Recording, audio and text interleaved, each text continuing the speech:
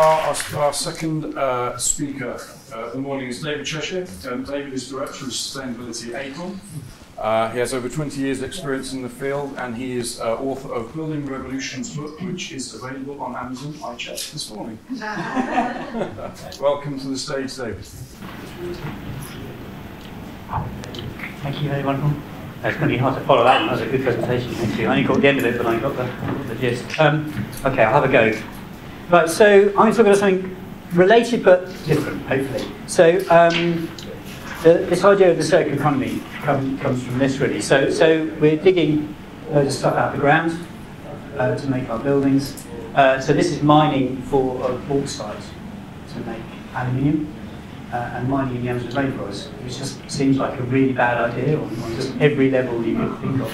Trashing the rainforest and everything we see the pressures, all those habitats that are going, and actually damaging local people's health as well, because there are lots of quite bad mining practices going on that actually releasing nasty chemicals into the planet. So this is, when we're busy specifying stuff, hopefully we're all thinking about what the consequences are at the other end. And then this end is I think, as depressing. So all those buildings that we spend all this time and lose loads of sleep over and work really hard at, 30 years down the line, they're probably like this. I'm afraid so. So, I mean, we're working on a project now that's less than 30 years old. I won't tell you what it is, but that's been knocked down and they're building a new building. For lots of, fairly good reasons, actually, but you think, wow, that's incredible. And the trouble is, all this stuff, we can't do anything with this. We keep saying, oh yeah, we're recycling 80-90% conversion from landfill. It sounds really good, but I don't call that recycling. I say this is downcycling, because actually we're not keeping the quality. So here, this rubble here does not become structural concrete again. It becomes road base, or it becomes a pile mat, or something like that. So it loses all its value. And similarly, even the metals and the plastics, all this tangled stuff here, they have to spend loads of work getting all this stuff out of here. Actually, then the metals are recycled, but again, they're quite often contaminated with other metals, with coatings and things, and again, they usually become lower grade alloys next time round. And I heard a good story the other day that actually all the structural steel is then recycled into this stuff, so that the rebar, but actually what's happening is that the recycled steel is getting higher and higher copper content, mainly from recycling of cars. All the copper's mangled up and it's really hard to get it out. And actually getting to the point where it's got so much copper in it, it's going to actually make it difficult to even use for rebar.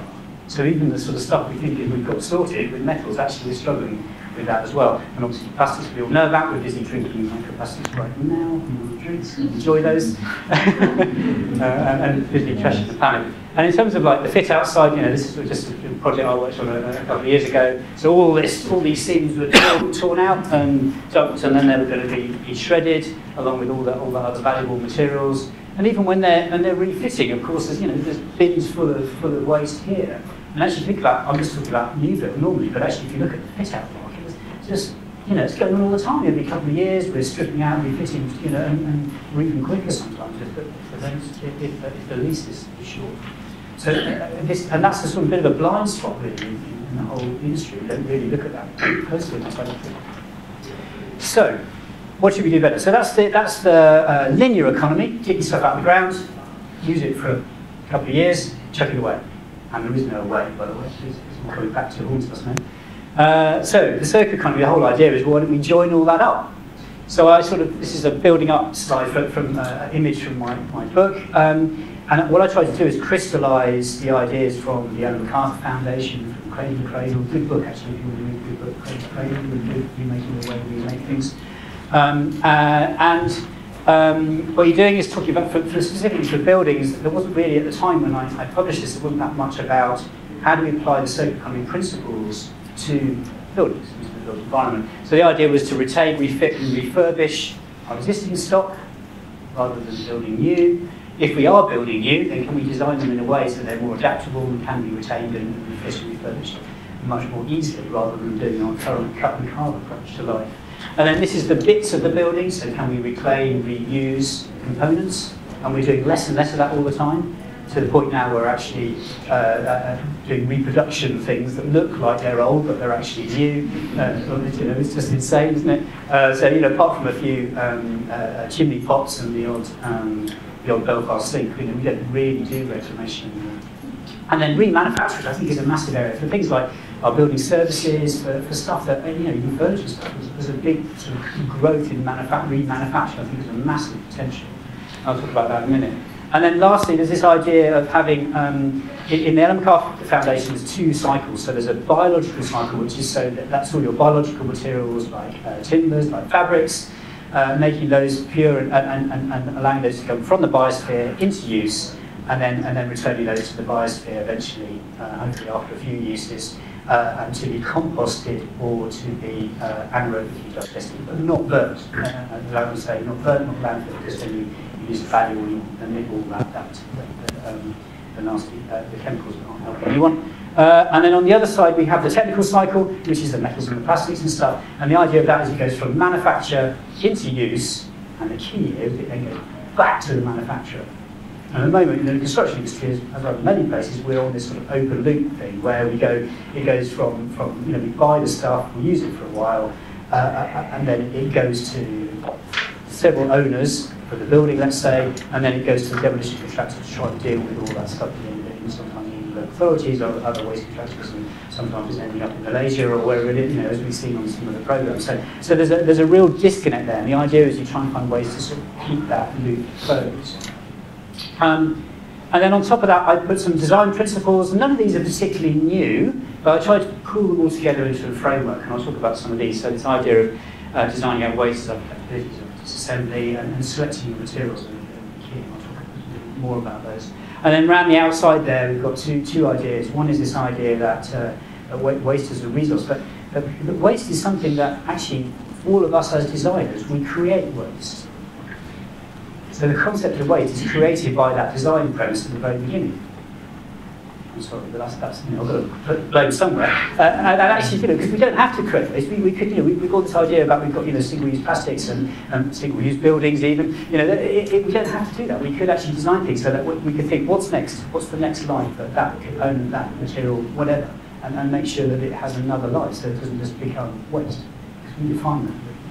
And if you look at nature, there's no such thing as waste in nature.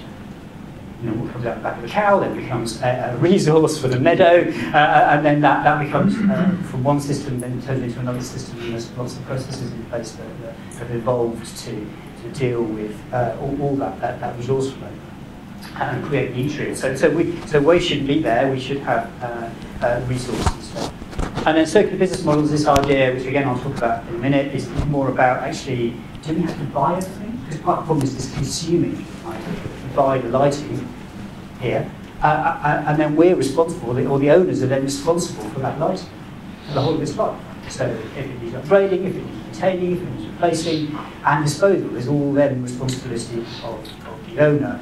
You could put that on the manufacturer and say, we don't want the lighting, we just want to be able to see it when it's not light enough, please. So we'll have a service, we'll buy it on sort of user and all that sort of approach, which is starting to happen. Okay, so building in layers is really important. So if you look at something like a laptop or anything like that, this is where a lot of the circular economy principles are being applied to. You can see how that might be used for a couple of years. The manufacturer might keep ownership of that, like my company, or those multi-function devices now, the photocopiers. They're effectively leased and upgraded, and the manufacturer is then responsible for actually creating a decent chassis that actually could be upgraded by component and maintained and kept for a long time. So in buildings, we've got a different problem because we don't have a 2-year life on those. So we might have a 100-year life on the structure, hopefully, not 30 years. But the interiors here might be, we might not like this carpet in 6 months and tear it out and say, well, we're going to cover it. And then that goes to landfill. So you've got these massive discrepancies in lifespan from 6 months or 2 years to 100 years. And then also you've got to make sure that each of these they're all sort of welded together quite often, these layers. And I think if we're going to be able to upgrade buildings, we won't be able to take the facade off the building without compromising the fabric. We want to be able to get to the building services and put pipes in, new ducts or whatever it is, without having to smash through all the all the tiles that we just put in there that might have, I don't know, 2,000-year life, something like that, tiles, been around for a long time, ceramic tiles. So we want to be able to divide those layers up. And I think also it's applying different types of principles to different layers. So the structure clearly, the idea of good bones is talked about a lot. So long life, loose fit. How can we design that? We've been talking about that a lot. And then the interior, well, maybe we should make the carpets out of biological materials that actually could be returned straight back to the rice bin. If we know it's going to have a short life, why are we designing loads of different polymers in these carpets that makes it that harness could actually then do anything useful with them? So, and there's just an example of how you can see some of the layers here. So this is good and bad, actually. So the good thing is, they've got you could get to these services nice and simply. They've got this idea that you can have little pods that you can pop in, and the fit out is kind of already sort of quite a long way to sort of dictating what the fit out will be. And I think we've got to do more of that, both for the zero carbon agenda and for circular economy. I think we've got to start integrating a lot more between landlords and tenants, and I think landlords are going to have to get a lot more dictatorial with their tenants. This sort of black box of tenants busy making all this energy and using all these resources and stripping out stuff all the time with no ability. Well, actually, the landlord, the person who usually knows what this is all about, who knows that generally. So I think that's pretty good. So designing for adaptability. I mean, this is great. This building's been here over 100 years. It's now a University of Arts, and it's got just about every use in it you can imagine. So they've got kilns in here. They've got lecture theatres, teaching spaces, a library, offices, etc. There's beautiful spaces in there. And there's an interesting when I spoke to Arjun about this, and they just wish they had more of these buildings on King's Cross Lands, because it becomes sort of jewel in the crown. We've got lots of other nice new buildings on there, but the granary building is really the focal point of that redevelopment work. And there's some sort of design principles here. Looking back to sort of work out what we should be doing in the future is probably a good thing. And you get the Georgian townhouses and the Victorian warehouses are great examples. And I think some of the things that come out are good use of light, not too all 100% glazing, but good use of light. Rectilinear planforms are really good, so nice simple floor plates that are easy to relay out and also to extend either sideways or up. And I thought actually creating buildings that people actually love. Funny enough, it came out of the research that if you make a building that people really love and cherish, then actually it's probably going to be around there for a long time. Whether it gets listed or whether it's just liked by the local community. And that doesn't have to necessarily be the look, it could be how it feels inside and that sort of intangible thing that is hard to do. So we've been using this on some projects. So we've just been working on Moorfields Eye Hospital, and we're trying to sort of build in these ideas, some of these ideas around getting the cause in the right place, a bit more generous cause. It's going to be really hard to predict the future, but at least saying, let's make some allowances for how things could adapt better and look back to how this could help. And I think scenario modelling is really important. Run a few scenarios on the floor plan and say, could this be a hotel? Could this be an office? And I think what's really interesting is a lot of people I'm talking to say that the whole sectors are blurring as well now, that offices are becoming more like hotels in some circumstances, hotels are becoming more like offices, you've got live-work environments and all this sort of stuff. So are we really sort of going to be that strict about what this building is doing now, but also what it might do next? Okay, so I'm going to go right down to some practical examples now, and all sort of relate to flooring, I'm afraid. But so this is just about design for disassembly. So just imagine if we could do this everywhere. So this is Versaflex flooring, which is being used in Heathrow Terminal 5. So this is dry lay tiles. So you have a rubberized grid. You pop your floor tiles into that, and they just have an interlocking mechanism that seals it all up. You don't need any grout. You don't need any adhesive underneath. What's great about it, if you crack one in the first few months, you have to put up with that for the next 50 years, which you can see in a few reception areas. You just lift it up, put a new one in. If you're doing it at a sort of T-point over a raised access flooring, you can get to underneath the raised access flooring. You can move it somewhere else if you want to move the T-point or whatever it is, the bathroom, whatever you're doing. And best of all, actually, it's really fast. So it costs more per tile, as it shows in here, but actually it takes 2 days to lay instead of normally 2 weeks. So imagine if you can get back into this space to do your second fix. within 2 days and do all the painting and all the other stuff, rather than having to wait 2 weeks for all the heating and everything to dry and can't do anything in that space. So it should have a good impact on the programme. Whether the contractor passes that on is something that we were asked. But of course they will. I said, they're honest, we're going to definitely have some money back on that. So actually it's cheaper overall. But imagine expand that. Imagine we can make the whole fit out as a design fit assembly, get rid of all the wet trades, and just design it. So, we'll take it all to bits, we can reuse the bits somewhere else, reconfigure the space, or put it in another space. We're nowhere close to that. Right? We're busy smashing down, gypsum, plasterboard, which, although it is recyclable, once it's contaminated, they don't want it back. So it has to go to a monocell landfill, because otherwise it used to be hydroxide. It's a nasty chemical anyway, when it's in contact with other organic material. So actually, we're just creating environments where we're just creating waste and then having to put in more resources all the time when we could be doing really different. And this is I like this talk. So this is so far my fave, and actually all the clients I've been working with have picked up on this. So this is actually the building next door to us. Got all the raised floor tiles out of the building they're knocking down after 43 years. It wasn't a pretty cool building, but but actually, it's still a very short time ago. But I thought, great, they're going to recycle them all. Got a photo of it, but actually no, they left them out in the rain. They got water damage, and then off they went to I don't know where they went actually. I think they probably went to landfill, but they might have tried to reclaim the steel. So it's galvanised steel, but it's wrapped in a sandwich around a particle board. So it's actually quite hard to do anything with. But they're bulletproof things. You don't leave them out in the rain. They're great.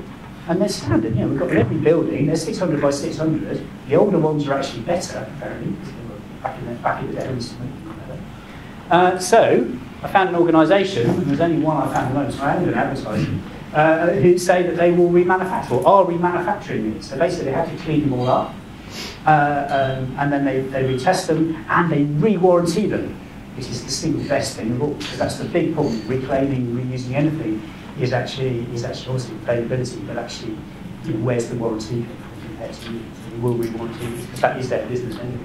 And they said one of the big problems actually is getting a little easier because we put so much. I don't know what we're doing. We just need to pour adhesive onto the floor. Like what they said, it actually gets down between the tiles and then sticks the tiles together, so you can't even get them up.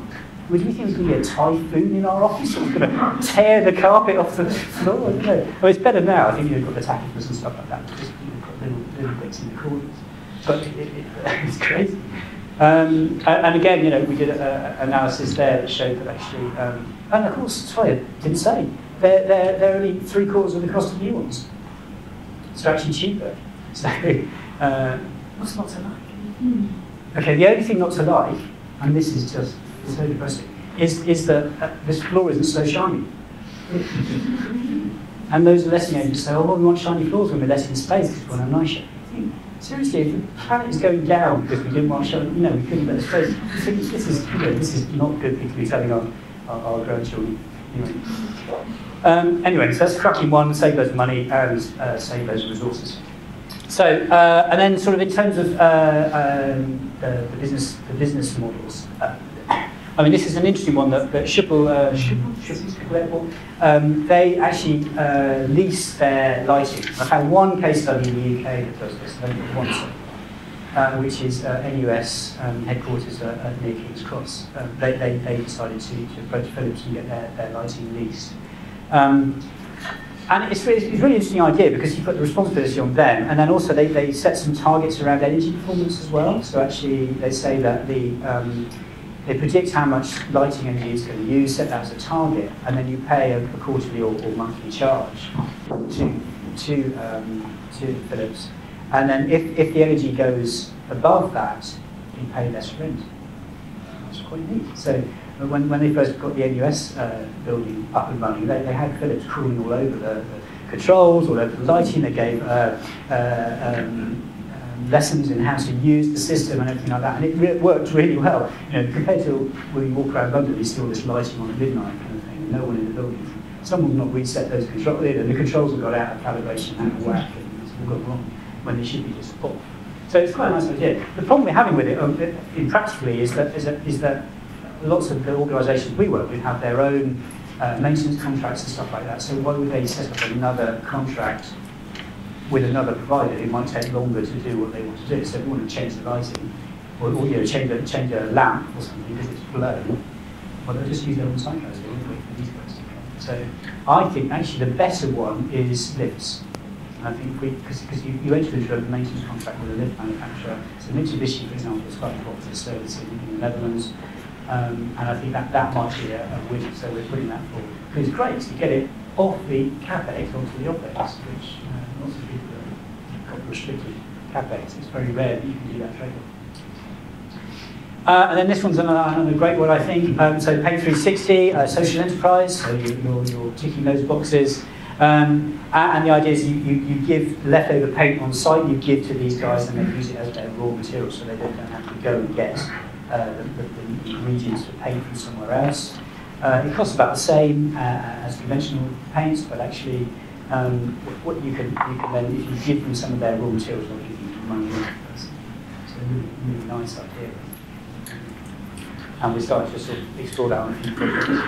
So my case study at the end of the book, which is sort of the one that I think covers almost everything I was talking about and trying to get across, is this business park, which is by Delta Developments, Park 2020 in the Netherlands, which some of you may have heard of in Amsterdam. And you know, really nice interior. It's great actually. One thing we don't talk about really is it smells really nice. I never see that in design team. So how are we going to make this building? Because they've got rid of all the contaminants, so that every material is cradle to cradle certified, which is a method which really looks at all of the ingredients in the materials and the products, and it's got a red list of stuff that you can't include in there. So there's no VFTs, formaldehyde, all that stuff is gone, and obviously that helps with the circular economy and recycling. Not having contaminants in there, but also makes the internal environment better as well. And then they put green walls and loads of trees, and they've got dappled daylight through the photovoltaic cells. It's just a really, really nice space to be in. I really liked it. And also they designed it for disassembly. It's all steel frame, and they've got these special modules which I'll talk about. And they designed it around adaptability as well. So it's on a 8 by 8 metre grid, which apparently is perfect in the Netherlands if you want to take it to housing. In Amsterdam, you have got to have room for 2 cars on the ground floor to park. So that you've got to design it around that. But he was doing this on a serious basis. This office at the moment, so the market's flipped in the past from office to resi, as it has done in London a few times, back and forward. And he said also there's a hotel potential market there, so he's designed it for all of those, and we can reconfigure it to those spaces. And then what I thought was really clever, and I can't imagine ever happening in the UK, is they're very collaborative with people I spoke to in the Netherlands. So he's approached the contractor and said, look, I want to work with you on the whole of this development site. We've got loads of buildings to build. You're really good, but I'll work with you, but I need to have complete visibility of your supply chain. And they're like, whoa, you serious? No, this is our business. We don't want to reveal all that. And he said, no, that's the only way it's going to work. I want it all paid first. I want to know everything I'm going to get right at the beginning of the project. So in the end, they did. They struck a deal that he doubled their profit margin from 2 to 4%, and gave them, and then they collaborated all the stuff. And then they worked with this organisation called Slimline. Said, look, we really like your system, your flooring system, but we want you to change it up a bit. It's not quite right. And he said, well, why would we do that? So, well, okay, well, I'll guarantee I'll give you the contract for all the other buildings on this site if you do some innovation. So they did. So they suddenly had the space to actually innovate. So rather than this sort of lowest cost wins, let's beat everyone down to an inch of their lives to get the cheapest building, they were saying, okay, we want to give you a bit of space here. So they designed a drive. These just slot in and you bolt them in. So there's no wet trades on the site. And actually, when they talked to demolition contractors, they said this is much easier to demolish because they can get that steel out.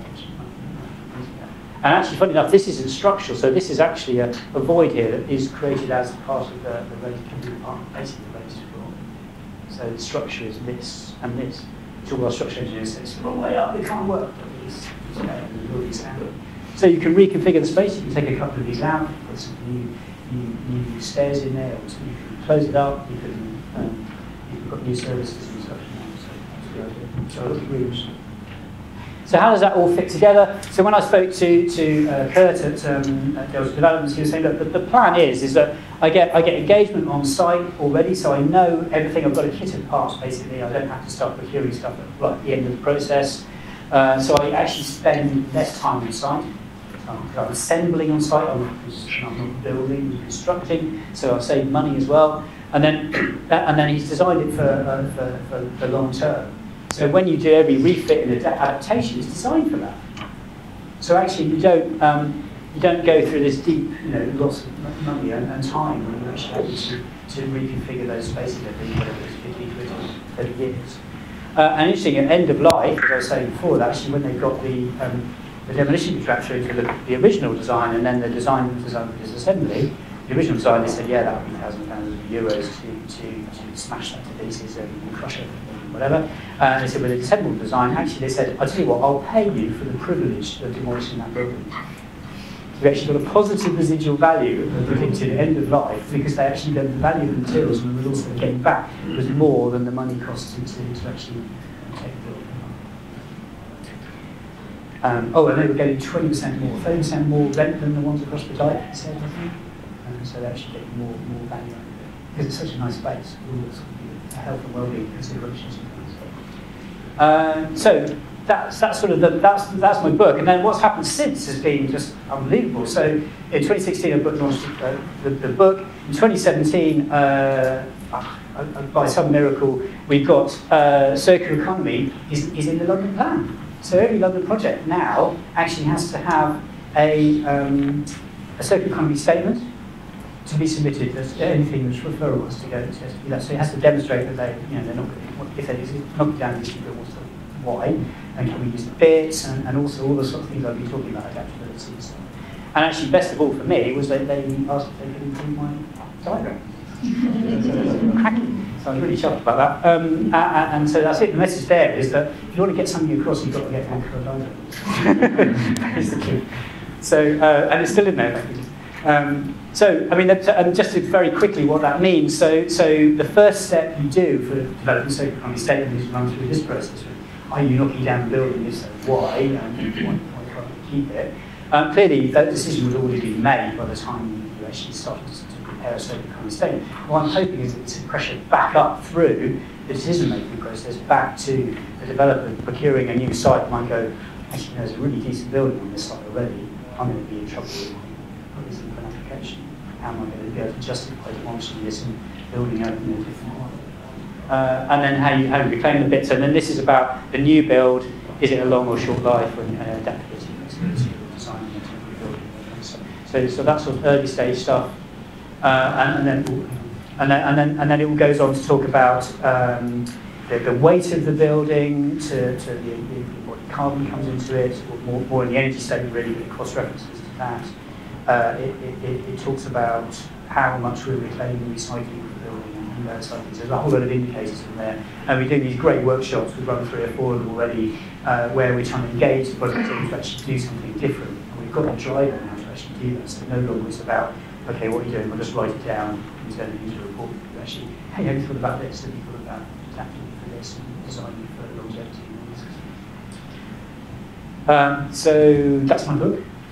Buy 2 copies, please, and give one to a friend. It'd be great.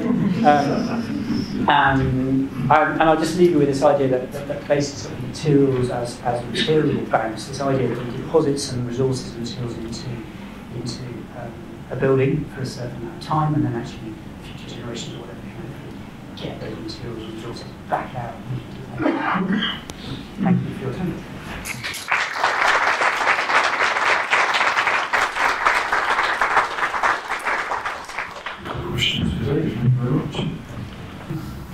You alluded to the transparency and the collaboration on that project, and what that took to share the supply chain. Yeah. And I think that's, to me, that's part of the problem is people keep hold of the information for themselves. I just wonder how much you think that's a blocker in terms of the rate of development we need to have in terms of changing our practices. I think it's a massive one, and I think it fits with the sort of net zero and thing as well. And I think that I've seen sort of commonality on soft landings, for example, where they're trying to actually make the buildings actually work, as well as the circular economy idea that actually all the decisions, what I think are important decisions, are made way down the end of the line. You know, you appoint your design team, you appoint your contractors, you appoint your subbies, and then they find some products that would fit the thing. And the decision around, you know, what light switches they're going to use in the room is made right down the end. When actually, for something like soft landings, it's really important. You don't have those sort of cryptic light things that's on or off. You know, I mean, no idea, you know, where they are and all this sort of thing. Really important decisions. And similarly with circular economy, you've got to get there at the beginning and say, look, what are we going to use? What products are we going to use? And you're going to have probably a limited palette to start with. And then that's the problem they have. But actually, you can turn that into a positive. You know, I think there's some great paintings that have limited palettes. You know, so I'm sure we can make buildings that have limited palettes. The example you talked about, that was in Holland, was it Amsterdam? Yes. Is there anything similar in the UK? Yeah, there's more projects now that are doing bits of it. I haven't seen much that's sort of trying to do everything at the moment. But, I mean, there's some buildings that have been designed for disassembly. There's one building that hasn't been designed, hasn't been disassembled in it's a Slough Business Park. I think it's like a sort of effectively a sort of retail shed kind of thing. They just took it and moved it to another site. There's a good primer. The GLA, if you go on the GLA website, there's it's called a circular economy primer, and they've got quite a lot of case studies in London there that are doing various things. And of course we've got lots of old buildings that we keep refurbishing and maintaining. In terms of fit out, the LWARB, the London Waste and Recycling Board, have done a nice job of making a circular fit out. CIBSE have done quite a good job of their refit of their offices. And there's a few other examples in that primary. There's one more question. How do you think this would work in a developing country where we have all these wonderful companies on the site? Yeah, that's a really good question. I'm not sure it's that applicable. Really, I think it's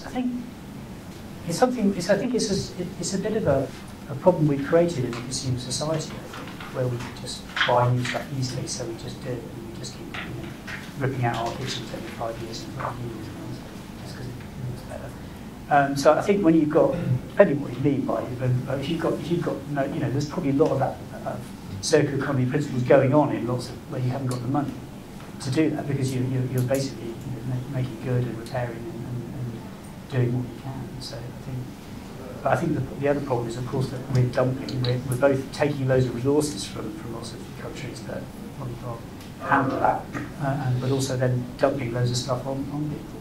At Malaysia, for example, where on the TV, where they found Tesco carrier bags from the UK, and dumped them. Great stuff. There you are. Thank you very much.